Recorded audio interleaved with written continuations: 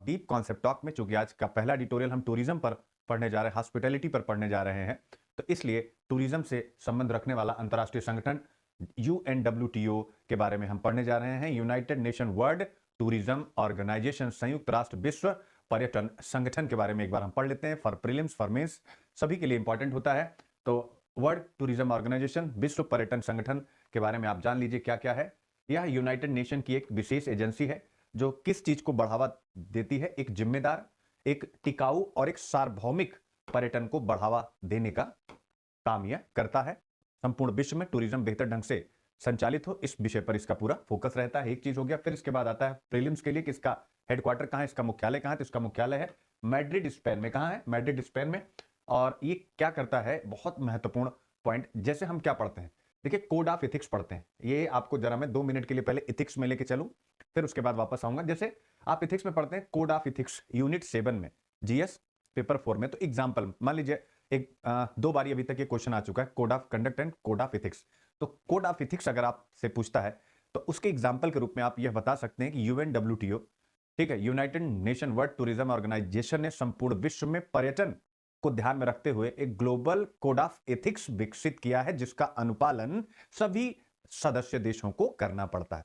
आप सोचिए कि अगर आप एथिक्स लिख रहे हैं, कोड ऑफ एथिक्स लिख रहे हैं एग्जाम्पल, और यह आप डाल देते हैं कि UNWTO ने भी ऐसा एक ग्लोबल कोड ऑफ एथिक्स बनाया है, तो आप समझ सकते हैं आपका आंसर कितना ज्यादा प्रैक्टिकल हो जाएगा और कितना ज्यादा बेहतर हो जाएगा।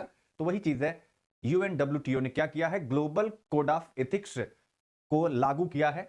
ठीक है, क्या किया है, पर्यटन के लिए वैश्विक आचार संहिता को लागू किया है। इसको प्रोत्साहित भी करता है कि सभी देश इसका अनुपालन करें। इसका मतलब है कि अगर आप नैतिक संहिता का अनुपालन करते हैं तो पर्यटन को आप समृद्ध बनाएंगे, समावेशी बनाएंगे, और उसके साथ साथ जो भी यात्री एक स्थल से दूसरे स्थल पर जाते हैं उनकी सुरक्षा को भी आप सुनिश्चित करेंगे। यही बात यहां पर समाहित है, याद रखेगा। इसके अलावा UNWTO पर्यटन के माध्यम से सतत विकास लक्ष्य को प्राप्त करने की भी अवधारणा अपने अंदर रखता है।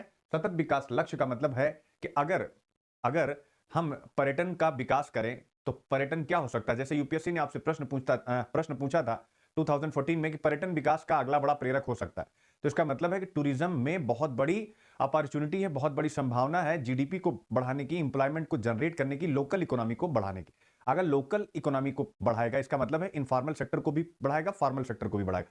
तो इनफॉर्मल सेक्टर को अगर बढ़ाता है, जैसे आप किसी भी टूरिस्ट स्पॉट पे जाएं, या आप कल्पना करें कहीं पर भी A to Z, जो भी आपको मथुरा, काशी, गया जो भी याद आ जाए, आप देखेंगे तो वहां पर धार्मिक स्थलों पर या कोई भी अन्य पर्यटन स्थल जैसे ताजमहल है, तो उसके आसपास ना जाने कितनी छोटी छोटी छोटी छोटी छोटी शॉप्स होती हैं, और उन शॉप पर कुछ भी मिलता है, धार्मिक सामान, पुस्तकें, धार्मिक कपड़े, इस प्रकार का कुछ भी। तो लोग उसको खरीदते हैं, माला खरीदते हैं और भी बहुत कुछ खरीदते हैं। तो उससे जो वहां के लोग हैं उनकी इकोनॉमी, यानी उनको एम्प्लॉयमेंट मिलता है, उनको काम मिलता है। तो इस माध्यम से अगर सबके पास काम होगा, तो अगर सबके पास काम होगा तो ऑब्वियस पॉवर्टी और जीरो हंगर, इन दोनों का समाधान इस UNWTO के मैंडेट में है। यह आपको ध्यान में रखना। अब आते हैं भारत के बारे में, यानी एक तो UNWTO हमने पढ़ लिया, इसके साथ साथ एडिटोरियल पढ़ने से पहले हम यह पढ़ लें भारत की ड्राफ्ट नेशनल टूरिज्म पॉलिसी 2022। अभी इसका ड्राफ्ट, यानी भारत की जो पर्यटन नीति 2022 है उसका, यानी हम ऐसा कह सकते हैं कि 2022 में भारत की पर्यटन नीति का ड्राफ्ट हमारे सामने रख दिया गया है। अभी यह नीति ड्राफ्ट के रूप में है, अभी इसको नोटिफाई नहीं किया गया, यानी फाइनली नीति के रूप में हमारे सामने नहीं है, लेकिन ड्राफ्ट हमारे सामने है। तो हमने पढ़ा UNWTO, अब हम देखने जा रहे हैं राष्ट्रीय पर्यटन नीति 2022 का ड्राफ्ट। तो सबसे पहले यह पॉइंट आपके लिए महत्वपूर्ण हो जाता है कि राष्ट्रीय पर्यटन नीति 2022 महत्वपूर्ण क्यों है। तो पहला पॉइंट इसलिए महत्वपूर्ण है क्योंकि इसके पहले 2002 में हमारे सामने राष्ट्रीय पर्यटन नीति थी। तो 2 दशकों के बाद, 20 वर्ष के बाद यह नीति आई है। तो कहीं ना कहीं 2 पॉइंट यहां पर इंपॉर्टेंट हो जाते हैं। पहला ये हो जाता है कि ये पॉलिसी पैरालिसिस है कि नहीं, यानी ये नीति गतिहीनता है कि नहीं। हर एक दशक में एक पीढ़ी चेंज हो जाती है, हर एक डिकेड में एक जनरेशन चेंज हो जाती है। आप सोचिए 2 जनरेशन चेंज हो रही है, उसके बाद टूरिज्म हमारे सामने आ रहा है, टूरिज्म की पॉलिसी हमारे सामने आ रही। तो पहला यह ध्यान रखिएगा, ये पॉलिसी पैरालिसिस की शिकार है, यानी बहुत जो है देरी से यह नीति आई है, लेकिन अब आई है तो ऑब्वियस है दुरुस्त है।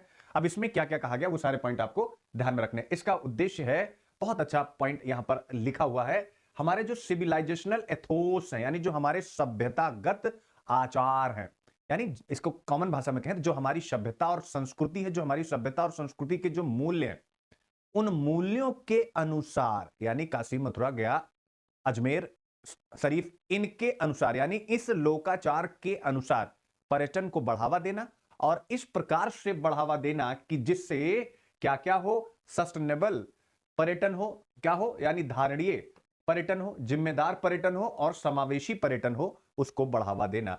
तो ये याद रखिएगा, यानी हमारी सभ्यता और संस्कृति के आदर्शों के अनुरूप एक ऐसे पर्यटन को बढ़ावा देना 2022 की पर्यटन नीति का लक्ष्य है जो एक साथ धारणीय हो, सस्टेनेबल हो यानी लगातार वो चलता रहे और वह उसके साथ साथ जिम्मेदार हो। जिम्मेदार का मतलब होता है कि जो भी टूरिस्ट हो उनको बेहतर सुरक्षा मिले, उनको बेहतर सुविधा मिले। पॉइंट को समझिए, सुरक्षा भी और सुविधा भी, और उसके साथ साथ क्या हो, यानी तीसरा पॉइंट आपके सामने यहां रखा गया था, समावेशी हो। तो ये आप देख सकते हैं नहीं, पूरे देश में पर्यटन का विकास हो, किसी 1 2 3 4 5 में ना हो, संपूर्ण देश में पर्यटन को हम विकसित करें। तो यह पर्यटन नीति 2022 का जो ड्राफ्ट है उसका लक्ष्य है। तो इस लक्ष्य को आपको याद रखना। डायरेक्ट प्रश्न आ सकता है राष्ट्रीय पर्यटन नीति 2022 पर, 2023 में भी, 24 में भी, कभी भी आ सकता है। तो एक पॉइंट ये हो गया, याद रखिएगा। वही है 2002 के बाद आई, मैंने पहले ही बता दिया, ठीक है। तो ये सारी बातें हैं जो आप लोगों को देखनी। अब आता है इसका उद्देश्य क्या है।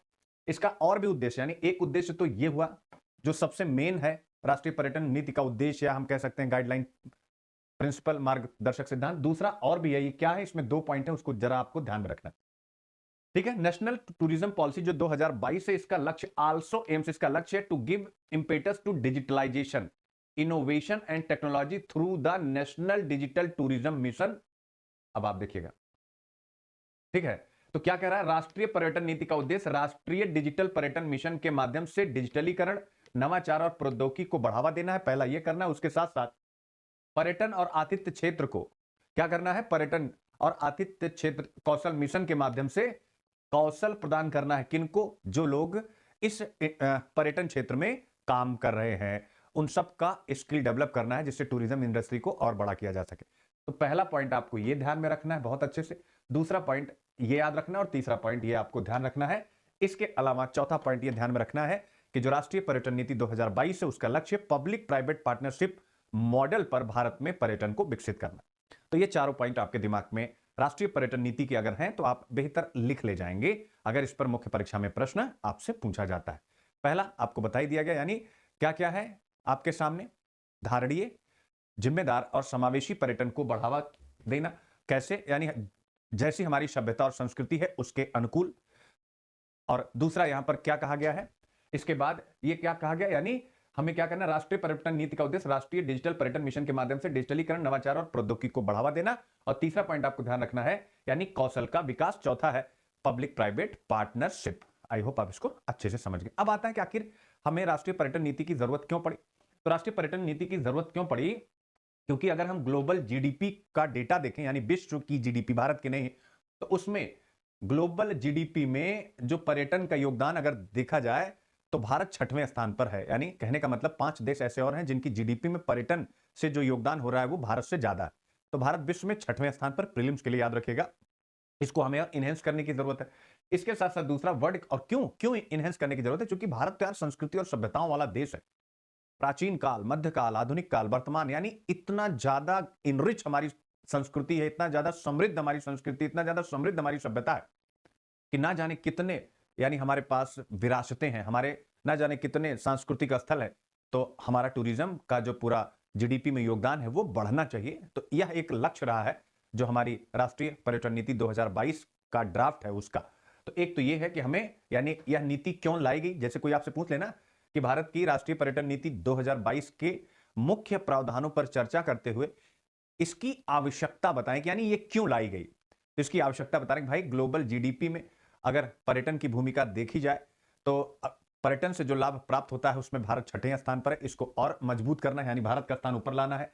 दूसरा क्या करना है, वर्ल्ड इकोनॉमिक फोरम, यानी ये क्या कहता है, यही निकालता है, क्या निकालता है, यात्रा और पर्यटन विकास सूचकांक। तो इसको भी आप याद रखेगा। ये 2021 में आया था, इसमें भारत को 54वां स्थान मिला, 54वां स्थान मिला है।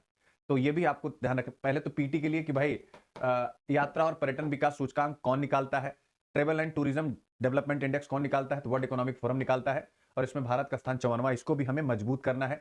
ये तभी हो पाएगा जब हमारे पास कोई सुदृढ़ यानी राष्ट्रीय पर्यटन नीति होगी और उसके तहत हमारे देश के सामने एक विजन होगा, जिस विजन को हमें पूरा करना होगा। जब हम उस विजन को पूरा करेंगे तभी हम इस इंडेक्स में अपनी रैंकिंग को ऊपर कर पाएंगे। याद रखें, इसके अलावा अगर हम फाइनेंशियल ईयर 2020 के डेटा को देखें तो भारत की बात करें तो पर्यटन में 39 मिलियन नौकरियां थी, जिनकी देश में कुल रोजगार में 8% हिस्सेदारी थी। यानी आप देख सकते हैं टूरिज्म की हिस्सेदारी, अगर हिंदुस्तान में सभी क्षेत्रों में 100 लोग रोजगार प्राप्त कर रहे हैं तो 8 लोग केवल टूरिज्म में प्राप्त करें। इसका मतलब रोजगार भी यहां पर आपके सामने व्यापक स्तर पर मिल रहा है। अब उस प्रश्न को याद करिए, किस प्रश्न को? 2014 के ऐसे कि भारत में पर्यटन विकास का अगला बड़ा प्रेरक हो सकता है। नहीं, पर्यटन को अगर हम बेहतर ढंग से आगे बढ़ाएं तो वह जीडीपी और उसके साथ साथ जो है एम्प्लॉयमेंट जनरेशन और उसके माध्यम से समावेशी विकास का अगला बड़ा प्रेरक हो सकता है। तो ये सारे डेटा यही आपको बता रहे हैं भाई रोजगार भी इसमें अच्छा खासा है। और ये कहा गया कि आगे चल करके 2029 तक यह आंकड़ा 50 मिलियन से भी ऊपर पहुंच जाएगा, यानी नौकरी वाला।